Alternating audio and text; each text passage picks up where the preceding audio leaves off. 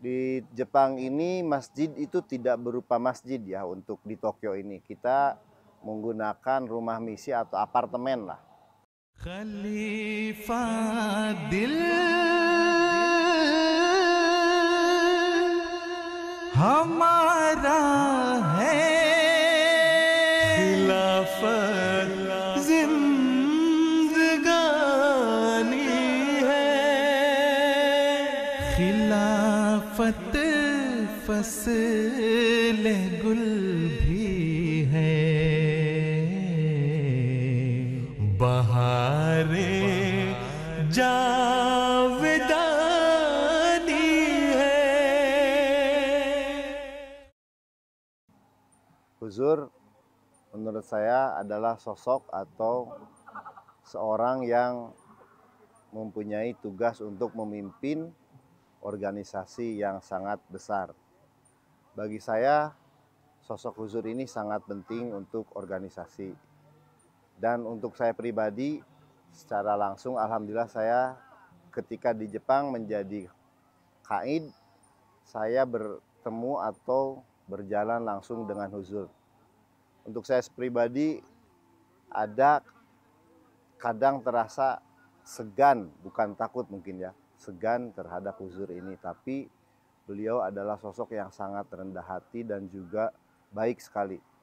Meskipun saya juga ketika jadi kaid ini mungkin bukan pejabat yang tinggi, tapi Huzur itu ketika suatu saat bareng di satu lift, beliau menanyakan kepada saya, apakah gimana keadaan keamanan semuanya aman? Saya jawab, ya Huzur, alhamdulillah. Jadi beliau pun juga mencairkan suasana saya yang ketika itu sangat gugup sekali karena harus bersama beliau satu lift. Jadi Huzur itu untuk saya merupakan sosok yang sangat baik hati. Dan juga saya rasakan ketika melaksanakan sholat langsung di belakang beliau, saya sedih, saya menangis ketika mendengarkan suara beliau. Itu yang mungkin tidak bisa saya ceritakan ke semua orang karena dengan pengalaman saya pribadi, saya dengan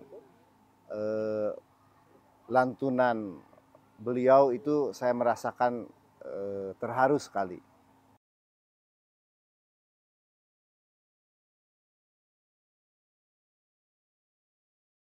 Yang selanjutnya yang saya rasakan ini juga ketika di Jepang, juga ketika saya tinggal di sana, pengalaman yang menurut saya sampai saat ini merupakan mukjizat ya, mungkin yang saya dan istri saya rasakan.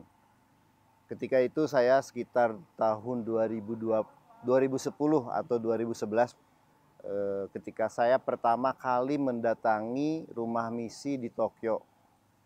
Di Jepang ini masjid itu tidak berupa masjid ya untuk di Tokyo ini. Kita menggunakan rumah misi atau apartemen lah. Kita melaksanakan sholat Jumat di sana.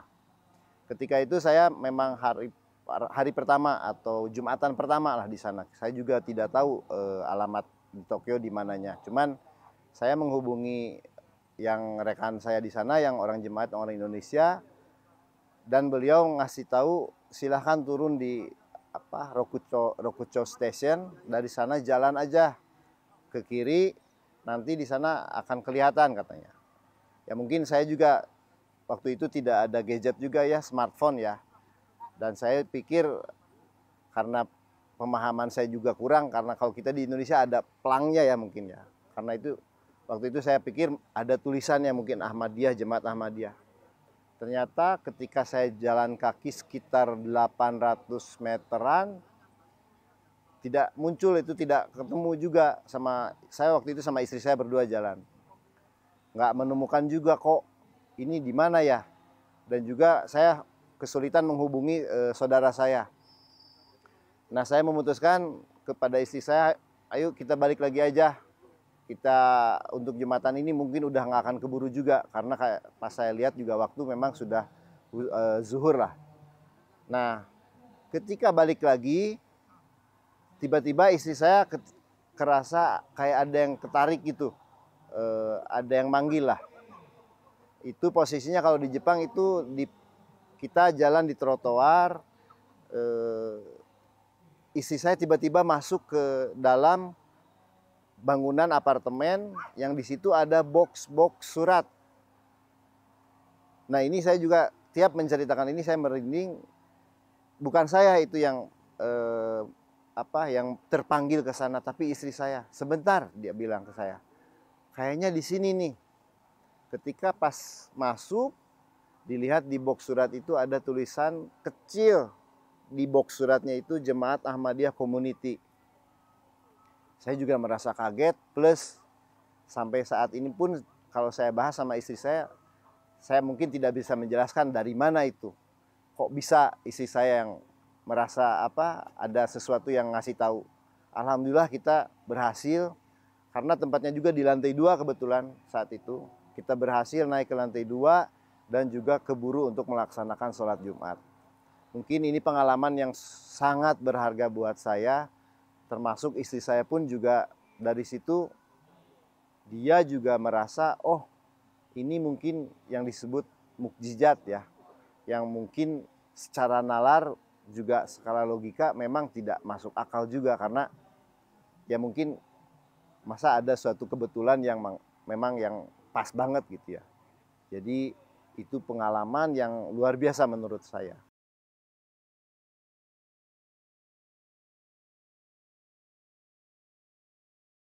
Untuk saya sendiri, kalau misalnya ditanya untuk keluar dari nizam khilafat ini, saya tidak mungkin ya. Pertama, saya juga alhamdulillah bersyukur memang kebetulan saya mungkin dari keluarga Ahmadi semua, dari turunan-turunan bapak ibu saya juga Ahmadi, dan dari pendidikan bapak saya sendiri, ibu saya sendiri juga sudah dari sejak kecil. Meskipun demikian, memang saya sudah mendapatkan kenyamanan dan juga memang saya tidak mungkin meninggalkan khilafat ini karena saya sudah merasakan ini memang yang sudah benar buat saya. Bagi saya keluarga pun juga, saya karena kebetulan istri saya orang Jepang, anak saya pun juga saya mempunyai tanggung jawab besar untuk mendidik atau menjaga anak saya, istri saya, sekeluarga biar agar terus ada di khilafat ini. Dan juga menurut saya sudah merasakan nyaman dengan adanya Ahmadiyah ini, dengan adanya khilafat ini, saya bisa melakukan ibadah dengan sangat-sangat nyaman. Yang misalnya saya bisa contohkan untuk masalah berkorban mungkin ya. Bukan berarti saya ada kelebihan atau apa, tapi saya merasakan ini suatu tempat yang ketika saya ada atau mau berkorban, kita sudah tidak harus memikirkan pusing-pusing harus kemana. Kita sudah diatur oleh organisasi untuk masalah pengorbanan ini yang sangat saya rasa tidak ada di organisasi yang lain. Jadi menurut saya insya Allah tidak akan keluar dari khilafat ini. Khalifah dil hamara hai, खिलाफत जिंदगानी है, खिलाफत फसल गुल भी है, बहारे जा